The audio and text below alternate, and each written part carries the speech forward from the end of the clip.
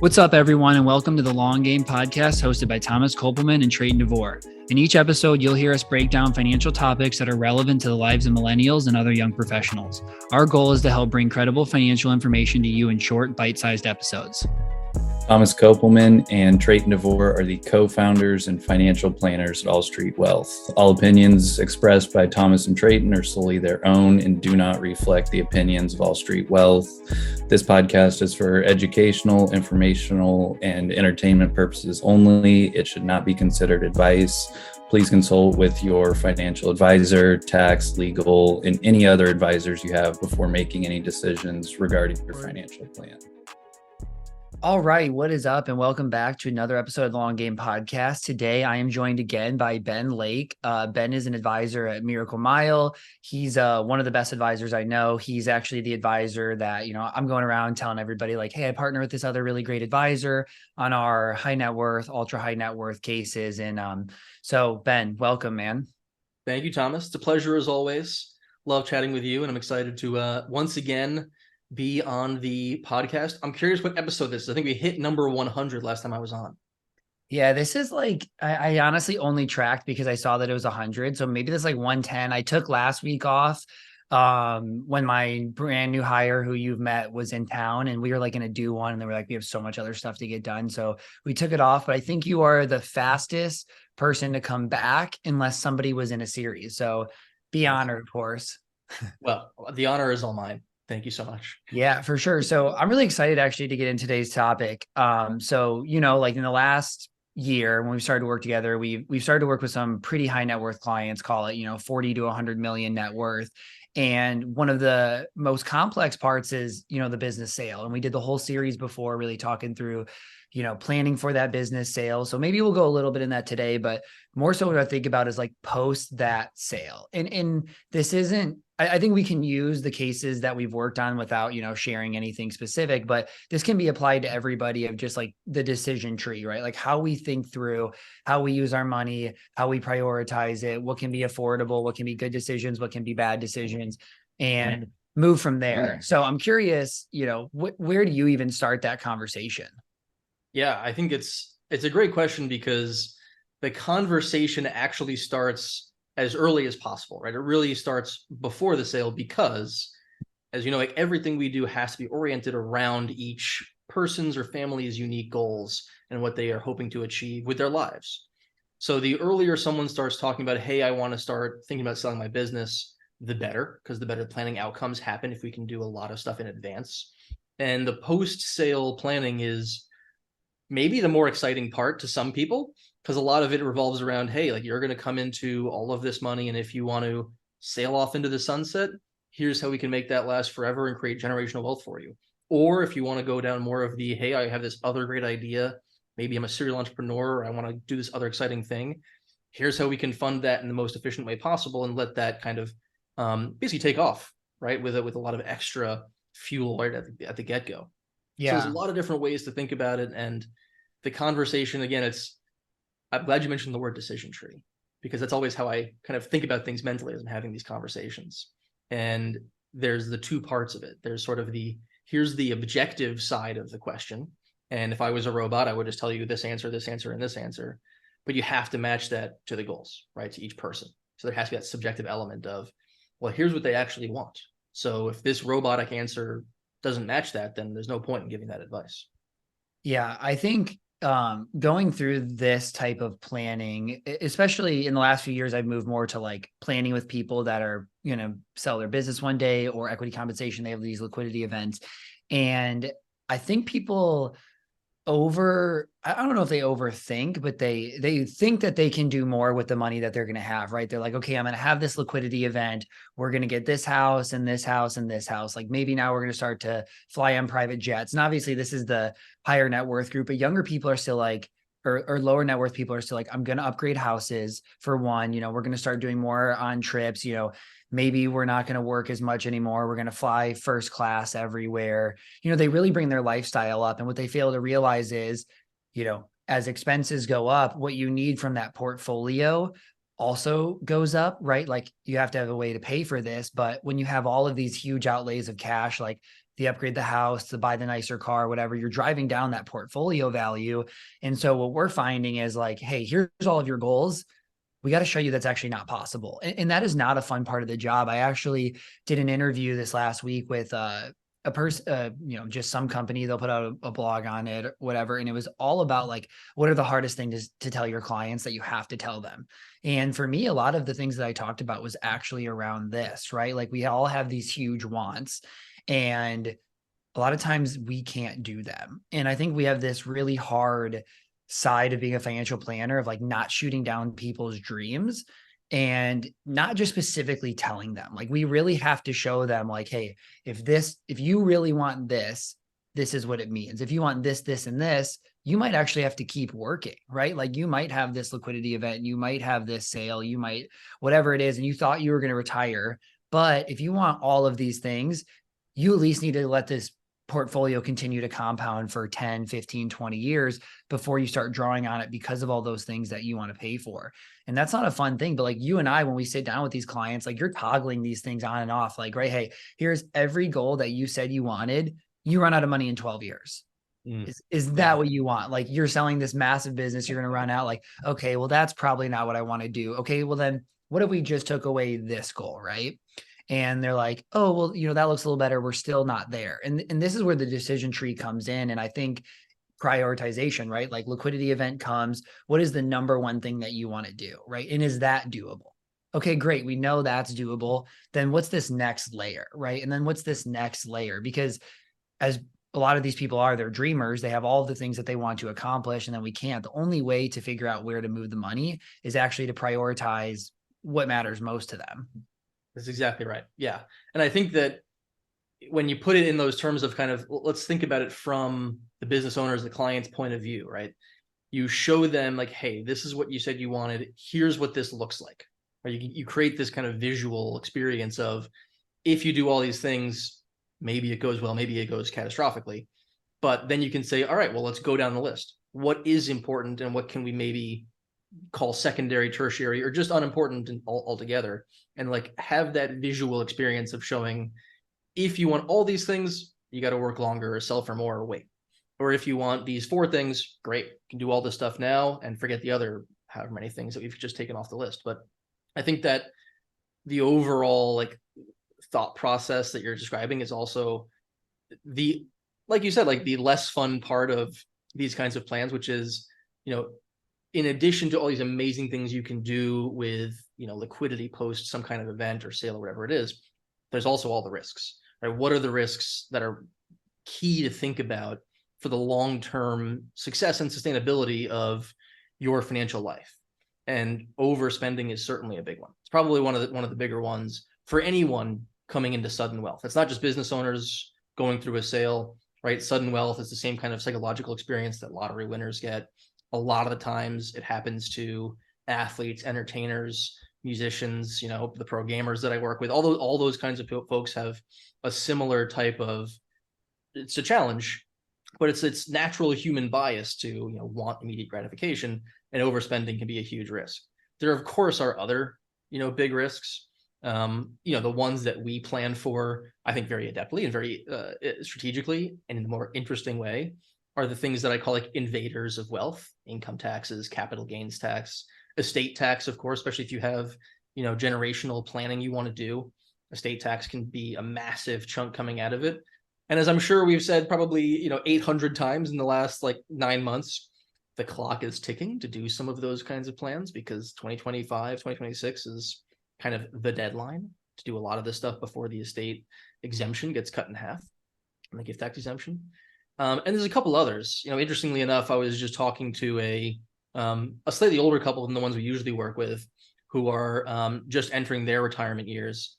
And, part of their planning was also like, hey, like you've built this great net worth.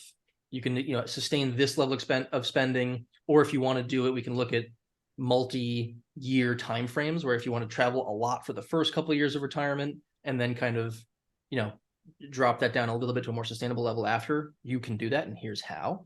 But their biggest risk was actually the cost of care, right? If you need long-term care at some point later in life, not only is that becoming increasingly expensive, because healthcare costs are inflating so rapidly.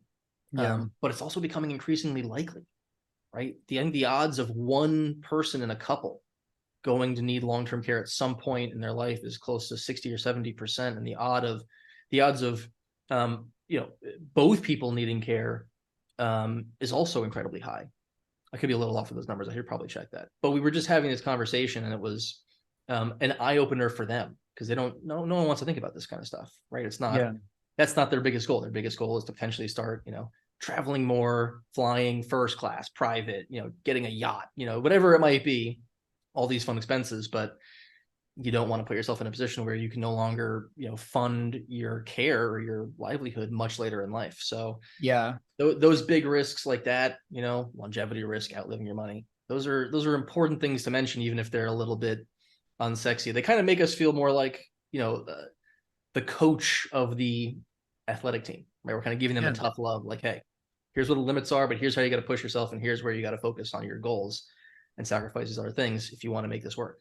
Yeah, I want to come back to that point, but you brought up longevity, and that's really interesting to me too, because I think the average person you sit down with is probably like, yeah, I'll probably live to be like 80 to 85, right? And one of my takeaways from Future Proof is there was like this company that they do like super in-depth studies on this, and they're like, you should be planning for your average client to be living past 94. Like the chances of them living that age, especially with me working with 30 to 40-year-olds, is really, really high. And so there's a lot of DIYers out there that I don't think are necessarily thinking about how long that they're going to live and what those future healthcare costs are going to be.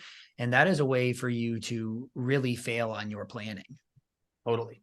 It's one of the things that scares me the most about the way I've seen some of like the modeling look for like the FIRE community, right? The financial independence kind of retire early thing. It's like, you got to be brutally honest with yourself. You can't just have one scenario be successful and hope that nothing else happens in your life, especially if you're 30 or 40 years old. Yeah. Like those risks can become life changers for the worse if you don't take care of them or don't think about them at all. Now, of course, I'm not trying to say like there's a one risk for everyone to look at and there's one, instrument to use to protect against that risk. That might be the case with some things, right? Like for this retirement couple, we're going to look at things like long-term care, insurance might be more likely something like, a life insurance policy with a long-term care rider. Yeah, I feel like that's where the trends are going these days, right? Like the insurance world is tough with that stuff, because the long-term care changes. Like I think people get sold it and they're like, this is gonna cover you this many years at this amount of dollar amount, and then all of a sudden 4 years later their premiums are double. They were paying already like $9,000 a year, now it's $18,000 a year, and they're like, man, I didn't know that this is how it could be, because everybody had this good light on long-term care because of 20, 30 years ago. It was like this amazing product and amazing policy. And now it's not. And that's actually one of the use cases. Like I harp on permanent life insurance all the time, but more in like this low to middle net worth space. But the, mid to high net worth space, permanent life insurance can actually have a lot of good use cases, and long-term care and those hybrid policies are one of them. Yeah, totally. And there's different types of policies. We don't get into too much into the weeds, but I'll mention this. Like a lot of, I think, the Twitterverse in particular likes to hate on traditional like cash value whole life policies. Some of these hybrid policies don't have to look like that at all. They can be, universal life policies with this accelerated death benefit rider with long-term care coverage. There's actually a newer policy we just heard about that is much more about creating long-term care as sort of an indemnity as opposed to just like a benefit the person has to get. So it's a bit more user friendly. But to put it politely, I will say that innovation in the insurance world has never necessarily been like the most amazing thing to model after for most industries, but maybe we're getting there.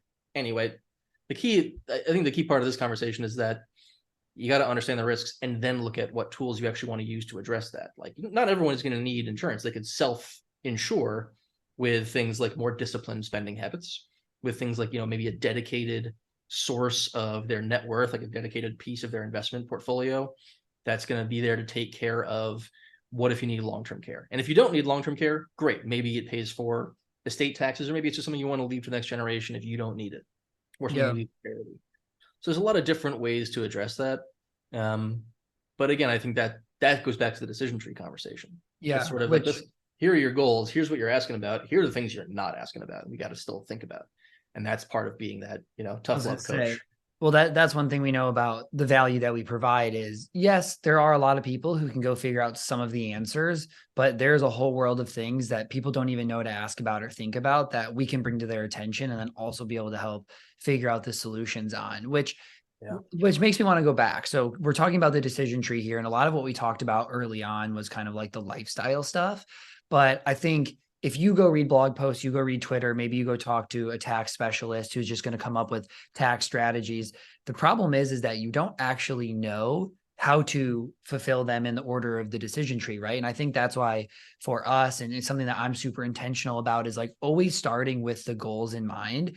And this makes me think about, with two of the households that we've been working on have exact opposite goals, right? So we have one side here who's going to go through a business sale and they care about charity and they care about, they don't really want to work as much anymore. They're not as much about lifestyle. They want to make sure the kids are taken care of and get a lot of money. And then we have another side who's more of like the die with zero, right? Like I worked hard for this. I earned this. I don't really want my kids to have this crazy leg up and not have to work. So I want to use it on experiences and fun and, blah, blah, blah. Right. And like, if we weren't intentional about getting to know them really well and what they were trying to accomplish, we would come up with very similar strategies of how to do it, right? We'd have a large percentage going to charity for the tax savings. We would be using a lot of different estate planning tools on both sides of it.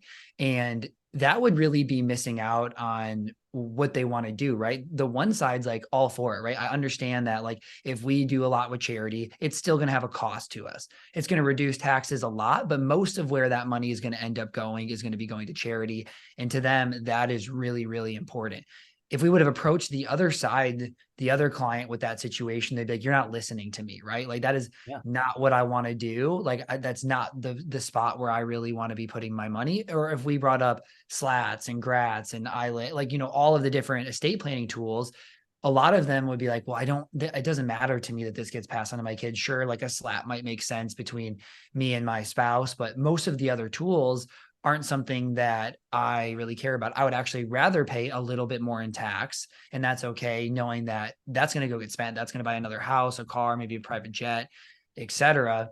And I always come back to this because I think a lot of financial planners, especially, just don't do this well. And then they wonder why there's a misalignment between what they recommend and actually what gets done. And it has to be collaborative here, right? The die with zero people are going to think exactly different than the let's set up my kids, my grandkids, charity, etc. I don't actually care about changing my lifestyle at all. This is cool. And, maybe I won't work anymore. And so I want to carve out that piece. But, those are such different situations. Yeah, totally. And it's a great couple of examples to compare because the ending results of the planning they're wildly different, right? And I think that's why they both appreciate these different approaches because, in some ways we can basically say like, listen, here are the tools in the tool shed and these ones are the shiniest. Go use these shiny tools. Don't worry about everything else. And probably both would be unhappy, right? Maybe the first one who's like, very charitably inclined, they'd be like, great, done. Here you go. Perfect. We don't want to hear anymore. And the other one would be like you said, you're not listening to me. But, I think our job is much more about like, here are the tools in the tool shed. These are the ones that help you live the life you want to lead, right? Simple as that. And they help you create this. And what's interesting is it all not just with the clients, like the conversations with the clients, of course, are the most important at the end of the day. But even beyond that, it also means that our advice and like the plans we want to implement need to be talked about very differently with their accountants and with their lawyers and with their other professionals. Because the accountants, sometimes they do think the same as us, sometimes they don't. And they just want to kind of get the most, tax savings in that 1 year. If that was the only person that those people were listening to, they would get that kind of maybe robotic advice and you don't want to be happy. And so like part of our job, at least in my opinion, is to also bring into the fold of this planning conversation and process those other professionals so that everyone's on the same page. The client is not hearing different advice that's conflicting from different people in their lives. And that's another thing that we've experienced kind of a lot, like especially recently, where people had, they came to us or they found us for some reason or whatever it was. And they said, you know what, this is this one thing my accountant said to do. And we're kind of looking at it like, that's why, what do you mean? So some of that I think is sort of the next layer of delivering the right strategies. Yeah. Yeah. I really do think it's interesting because this decision tree is goals, like the lifestyle stuff, but it's also like in order what matters to you, right? So we go back to the charity, we go back to providing for kids, we go back to whatever, and like how all of that works together dictates what gets done. But you were just talking about like some of the value we provide by putting people on the same page. I think one of the thing that actually I have realized more and more over the last couple of years by who we work with is like maybe, I don't know if 90% is the right way, like, but well over 50% of the value we provide is actually just making sure things get done. Like it amazes me how challenging it really is to get different tasks done for different people. Like, because everything that they're being given is like, re-explain to me why we're doing this again. Okay, then tell me how to do it. And then they're doing it, and there's a challenge that comes up. And then how do I do this next step? And that's like a vast majority of our job. So I see people all the time talk about like, don't pay this advisor 1%, or don't pay a financial advisor when you can just be in index funds. And it's like, I don't think people actually realize, like, I look at the clients that come into me and what they had done in the year before. And then I look at the next year and I'm like, oh my goodness, right? Like some of these things were things that you knew to do. Other things were things that we had to help educate you on and make sure you knew to do and how to be efficient on. But it's reality. Like you might say you knew how to do it, but you've never done it in any single year before because you actually needed somebody to hold your hand, remind you to do it, because these people that we work with, I mean, right, they're built, most of them are CEOs of massive, well, not massive, but good sized businesses. Like obviously this isn't like they're the CEO of Salesforce, but they're the CEO of, 500 or 50 to $200 million businesses. They have kids. Life is always taking over, right? And like right now we're going through this with a new client. It's like email will come and they'll be like, oh, hey, trying to figure out how to get this to you. And we have a 30-minute window before it's like 2 weeks away till they get that next 30-minute window to Right. actually think about one thing. And so I always just come back to like hand holding, and like me responding almost instantly to them is like one of the biggest value adds. Otherwise, nothing's going to get done. 100%, because it's so like, if you look back at like the history of financial planning, it used to be like, hey, you're going to pay us to give you this 140-page document, and good luck doing everything in it. And if Yeah. what percentage of people would get that document and either never look at it again, or look at it and be like, okay, now what, and have no idea what to do next. Right. It's That really that funny. needs to change, and has changed, I think, for the better. What's really funny is I send out like these really beautiful financial plans. They're like 7, 8 pages and they're very, very, very detailed. And then I realize like people love them, but they don't, it's hard for them to end up going back into it because they're just like, it's a PDF, whatever. So now I put it inside of our financial planning software, but I put like only the key parts, like what needs to get done. And now like that helps them be in front of them, but they're like, hey, what did you mean by this? And I'm like, the actual details on the other plan. I just want you to know the action. I'm like, go back to it. They're like, I can't find it. I'm like, it's in an email. I sent it to you. They're like, wait, what are you talking about? I'm like, the financial plan went over. And they're like, oh yeah. Like I finally remember. And that's just kind of like the world that we live in, right? Like it is Yeah. hard to get things done. We are busy. A lot of people do need their handheld. It was actually, interestingly enough, this is something I was talking to a lot of people about at Future Proof. There's just all these advisors who are like, I know what I need to do. I just don't do it. Right. Like I've gotten lazy. I know I need to do this with my marketing. I know I need to like, blah, blah, blah, whatever it is. And I was like, maybe you should just get a coach. Right. And the power of a coach for a lot of people is not actually the information they're telling you to do. It's that you and them have dedicated time to implement the things that you know that you need to do. Because for a lot of people, if you don't have that, you don't do it, right? It's personal Yeah. trainers. A lot of people do need personal trainers because they need somebody to just be dedicated to helping them, take the next step and the next step and the next step. And there is a lot of power in that, especially for what we do with clients. Like if they don't implement this tax strategy, that could be hundreds of thousands of dollar difference in Oh this yeah. year of taxes, let alone in the future, if we didn't just hold their hand, make sure we're like emailing with them and the CPA, make sure we're hopping on the call because they never would have relayed it to the CPA. And that's super valuable. Absolutely. And like some of it can also be like pretty time sensitive sometimes, right? Like, I have a client who's just trying to do something as simple, which should be as simple as just like an old 401k rollover, which first of all, they found it because we had this planning conversation. They forgot it existed.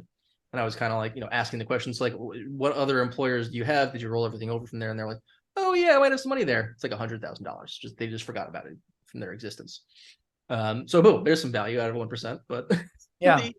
But like then one of the potential problems with those kinds of old rollovers is that there's still plenty of custodians out there who Make you don't do indirect. direct rollovers. They're just going to mail you a check, and you have 60 days to get it into your rollover IRA. Or it's taxable, and that's not a fun tax hit. Taxable, you could have penalties. Like, what a ridiculous pain in the butt. So just making sure that gets done has its own source of kind of like value, and that's a very basic one. Had another one where they were going through, they needed some like life insurance. This is a young parent, and they were just trying to get some basic coverage, but very busy. Maybe this is a broader point of your what you're just talking about, is that people's lives have so much going on these days, and it's like everyone's attention is being pulled in 800 million directions. So having an advisor, having a fitness trainer, having whatever it is, keep you kind of disciplined to get these things done is immensely valuable. And a lot of times what who we work with will get done is like the easy, like biggest wins, I would say. But a lot of the things fall down the list. And I was talking to another advisor this last week, and they had a client situation where they just like, it was a single mom. They just kept reminding, like, you need to get this life insurance, right? And they were like, no, push it off. No, push it off. Eventually they went through and they're like, the price is a little bit more than I wanted to be, push it off. Now she just got diagnosed with cancer. Oh. And they're like, how do we help get her insurance now? And it's like, you can't, right? Like this, nobody's going to insure somebody with cancer unless they're done in like if years down the line. And they're like, hey, you'll probably get a bad health rating, but now you have this huge risk, right? And like everybody I work with, they come in, most of them don't have any extra life insurance. They have like the one time through work, right? They maybe have no disability insurance. Maybe they have some through work. Like I'm going through a client right now who makes $30K a month on average, pre-bonus, equity comp, et cetera. And he was like, I have 60% disability through work. It's paid for by the employer, which means, it ends up being less, but the cap is 10,000 a month. So in all reality, like if anything happens to him, he has about $6,500 to $7,000 a month in income. Their spending is 2.5 times that, right? Like that's a big risk that they didn't think about the income. They have no estate planning, right? Like if something happens to them, they have no idea where their kids are going to go.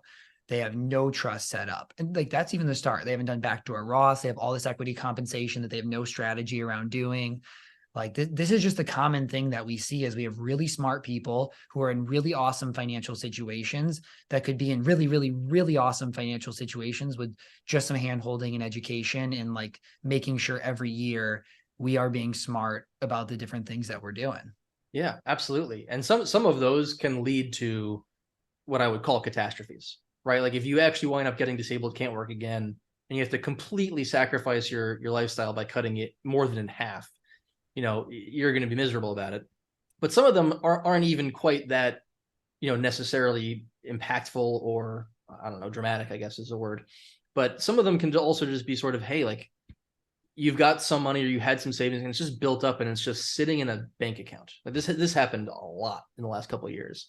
People were just kind of worried about the economy or the markets or the real estate that they've got, whatever it is, and they've let cash build up. And the risk of inaction is sort of this risk that we're kind of describing, very broadly stated. And the risk of inaction with that stuff is you're just missing, to some extent, free money, and to other extent, like longevity, like wealth accumulation, right? Like if you take just a little, like maybe almost no extra risk and just pop it in like T-bills or a money market fund, you turn what you're probably getting at a checking account interest rate of 0.02% into like 5.5% right now. I think I looked yesterday, and 3 and 6 month T-bills are somewhere in that 5.5% plus range at this point. And if you're putting it to work for almost a more broad, like, hey, we're going to use this to live off of, let's have some portion of it, grow. That in and of itself can help reduce things that we talked about, longevity risk, right? It might create other things that you need to look at, but that risk of inaction has been a very common theme for new clients. And it's not quite as bad as like, you're missing an estate plan, you don't have anywhere near enough disability insurance, or you're way overspending, but it can fix some of those problems, fix a lot of the future goals that might be missed out otherwise. Yeah. I'm curious for you, like maybe a good way to the last 5-10 minutes wrap this up is going back to the decision tree and, thinking through money, how we prioritize things. Like what are like a few of the biggest mistakes you see people make with their money around this idea? That's a good question. I think, the biggest mistake that's out there is one that we've sort of touched on, which is that they they get very excited with, hey, like I'm coming into this money, I'm going to sell this business, or I've got this, really high income, and I have all these things I want to do with it. And they don't think about the potential risks at all, right? They don't want to think about them, just natural. And some of those risks we talked about are overspending it, not considering what happens in a worse scenario than what you're expecting. It doesn't have to be like horrible scenario, but just not taking any of that into consideration, I think are some of the biggest mistakes, just as a general concept. Yeah. The other is one I actually talked about with a reporter kind of recently, which is just taking bad advice can actually be a shockingly big risk. You talked about this too, I think, but there's a lot going on in like TikTok, for example, or YouTube or Twitter or whatever it is, but there's just like kind of crazy advice being given out, some of which has a kernel of making sense, some of which is like borderline fraudulent or illegal. And taking like the hot tip of the day has always been sort of a massive risk. A lot of it recently is like played out pretty horribly. I won't go into too many of the details, but taking like, one like minute long clip you saw on the internet and being like, yep, I'm doing that with all my $10 million I'm getting from this business sale. And there's a perfect, well, this is not necessarily on the business sale, but there's a perfect one right now that's been going around of like all over. It's like, did you know you own a house? You can rent it out under 2 weeks to the business and all of it is tax free. And like, that is a fragmented part of the advice. Like that part is true. But then they have other people who are like billing to their business like $5,000 a month for their tiny house, or a day for their tiny house. And there's a court case going on right now that was like reasonable. And like actually what it would be to rent your house for that day, those don't make sense, right? And so people hear this advice, they go like shoot it up, or they're like, oh wait, I can buy, if I have a video in the background, I have a Ferrari, I can buy a Ferrari and write off the whole thing. And it's like, I guess whatever the price for that one day is of, this whole depreciation schedule, you might get like, 1% of it as a write-off, if that. But like, it's funny, I'm writing a blog post on like the 14 biggest tax like myths that are on social media right now. So pretty timely on that. But not to cut you off, did you have any other ones?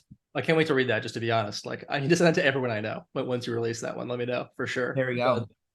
But, I guess there's a couple other big ones. One is just not telling your professional advisors in your life about big things that are going to happen.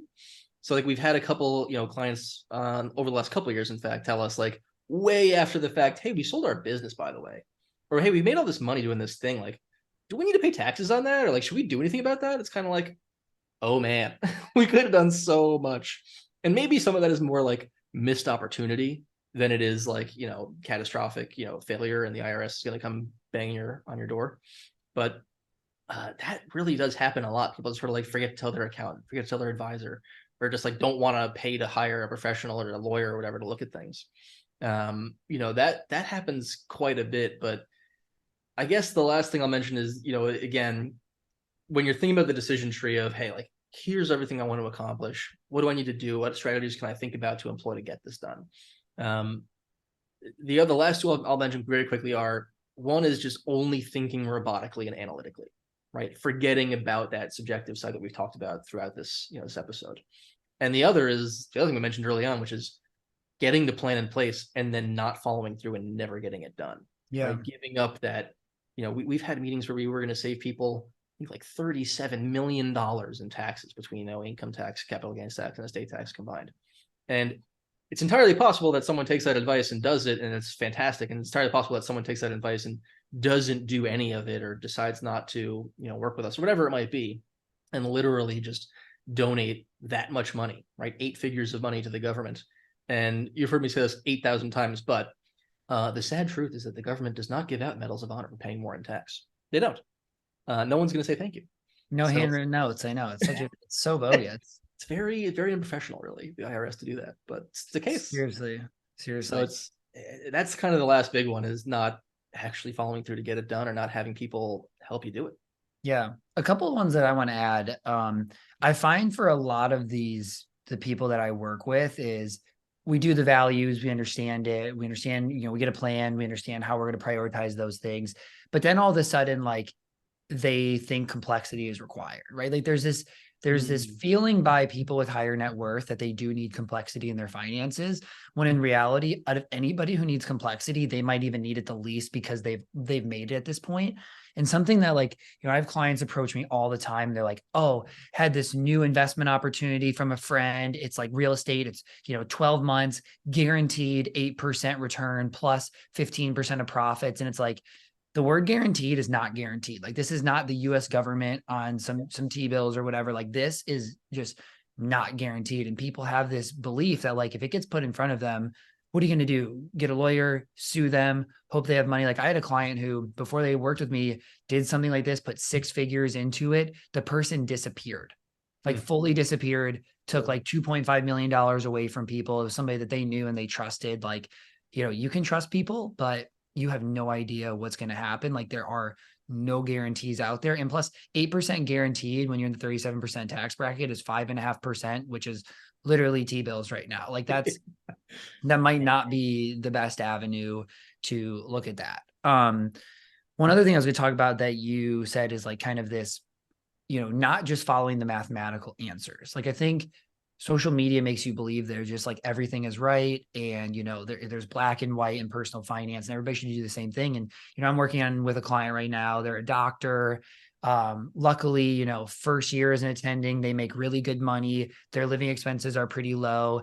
They have a lot of student loans, but it's at 3%. Right. And so like a lot of it would be like, stretch out those student loans, get your investing done. But their biggest goal is that they already have 3 kids and they want to have like 5 to 7.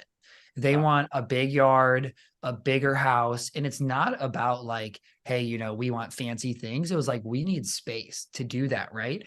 And their goal is to do that in 4 to 5 years. So instead of stretching out these student loans over 10 years at 3% and investing more, they're fine with, if we have to retire 2 to 5 years later by not investing as much now, but we can get to that house that aligns with our kids, like that is more important. How do we come up with a strategy around that? And so if you don't dig deep and understand that and where they're going, your financial plan would never align with it.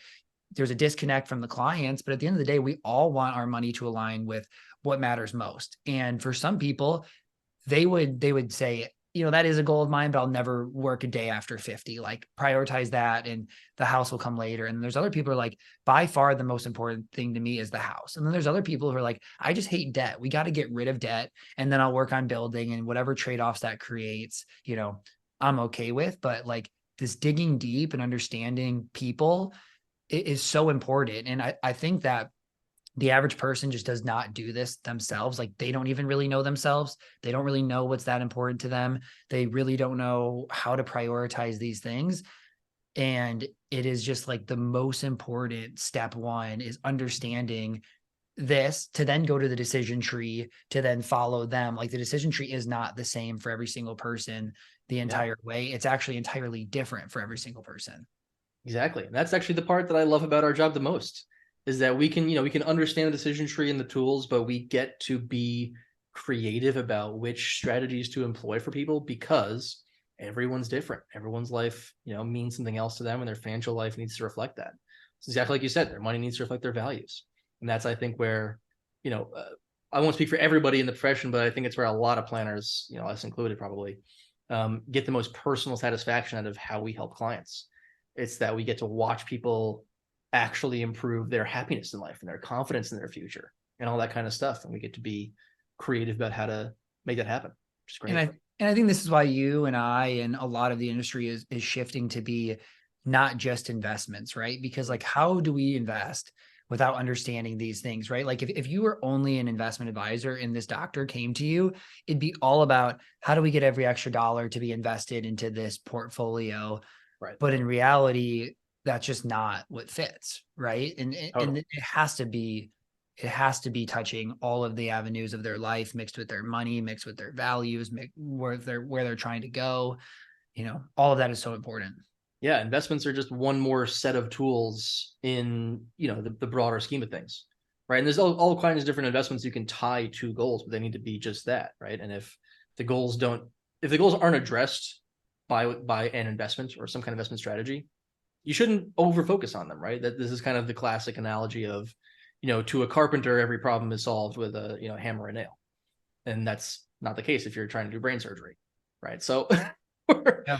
we're sort of in that bucket of needing to be, more than just investment advisors, more than just focused on tax, or more than just focused on, insurance or whatever it is. It's all pieces in the puzzle. Yeah. And that's why, again, I kind of like the flexibility and creativity we have, being fiduciaries, being holistic, looking at all these different areas. Just winds up being the best outcome for the clients. And I sleep great at night because of that. Most nights. Yeah, 100%. So I guess as like a recap from this episode, it really is like step one before we talk any financial planning thing through anything is like you have to understand yourself, your goals, your values, and you and your financial planner should be digging really deep into that. Once you know that, then it goes to the decision tree, right? Like, here's all the things that you want to accomplish. How do we prioritize those and walk through the trade-off so then ultimately we can make the decision of where you want to go. But then it does not stop there, right? Like we really have to, as a team between us, estate planning attorney, tax, like we all need to be on the same page and help hold the hands of these people. And, for the people listening, your team should be doing this. Like this is absolutely crucial.